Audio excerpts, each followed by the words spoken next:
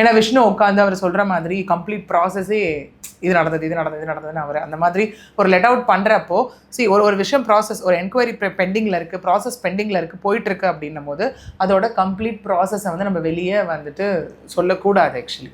Okay, ஏன்னா இது போயிட்டுருக்கு ப்ராசஸ் அப்படின்ற ஒரு விஷயம் தான். என்கொயரி போயிட்டுருக்கு, என்கொயரி முடியும் போது தான் அது இந்த பக்கமா அப்படிங்கிற ஒரு விஷயம் வந்து அங்கே தெரிய போகுது ஆக்சுவலி. ஓகே, அதுக்கப்புறம் அங்கே என்னாச்சுன்னா ஓகே பாதிக்கப்பட்ட பெண்ணும் வந்தாங்க, அவங்களும் வந்து அவங்களோட ஸ்டேட்மெண்ட்டை கொடுத்தாங்க, எல்லாமே அங்கே நடந்துச்சு. பட் விஷ்ணு ஸ்டேட்மெண்ட் எப்படின்னா, எப்படி நான் வந்து ஃபாரெக்ஸில் நான் ஸ்கேம் பண்ணலைன்னு சொன்னாரோ அதே மாதிரி தான் when it comes to இந்த பொண்ணு விஷயத்துலையா இருக்கட்டும்.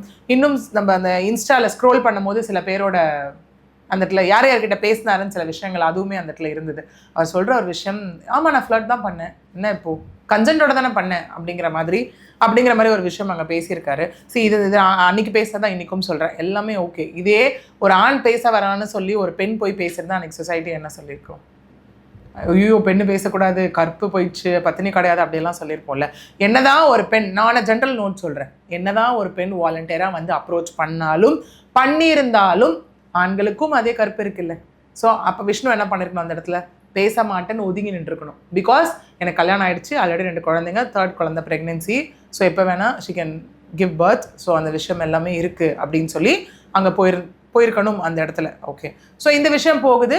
அதுக்கப்புறம் சில அலிகேஷன்ஸ் எல்லாம் அஷ்மிதா தரப்புலேருந்து வந்தது. என்னென்னா வந்துட்டு என் பேரை ஆஃப் பண்ணுறதுக்கு மணி கேட்டாங்க, வந்து பார்த்தேன், காமெண்ட் நோட்டில் இருந்துச்சு அந்த இடத்துல இருக்கு இல்லையா, கேட்டாங்க மணி இது பண்ண அப்படிங்கிற மாதிரியெல்லாம். அதுக்கும் நம்ம சில ரிப்ளைஸ் கொடுத்துருந்தோம் அந்த இடத்துல. பிகாஸ் ஜாப்லெஸ்ஸு அந்த ஒரு லைக் டைரக்ட் டார்கெட்டிவ் ஒரு இது இருந்ததுனால அதுவும் நம்ம கொடுத்துருந்தோம், நானும் இன்னொரு அட்வொகேட்டும் கொடுத்துருந்தோம் அந்த இடத்துல.